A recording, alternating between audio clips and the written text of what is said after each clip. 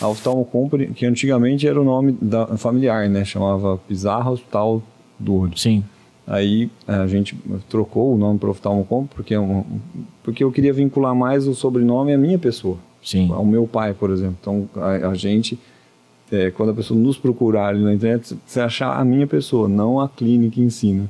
E eu achei que Oftalmo Company é um nome mais comercial, de você conseguir enxergar, ter mais visibilidade também, para abrir novas unidades, que foi o que aconteceu. Então hoje a gente tem unidade, vamos lá, tem Birigui, tem Catanduva, 2, tem Rio Preto, tem Votuporanga, 2, nós temos Jales, tem São Carlos, Novo Horizonte. Então a gente tem muitas cidades. Agora a gente abriu em Sinop, no Mato Grosso, abrimos em Rondônia também já uma unidade, já faz um tempo, já alguns anos isso.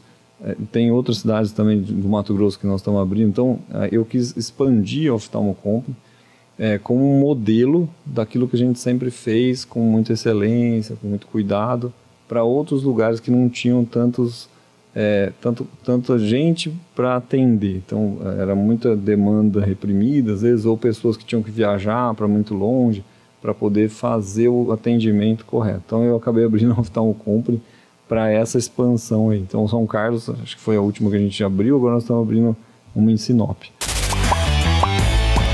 E aí, gostou desse corte? Então não esqueça, se inscreva no canal, ative as notificações, dá aquele like e compartilha para todo mundo. O link para o episódio completo tá aqui embaixo. É só clicar e assistir.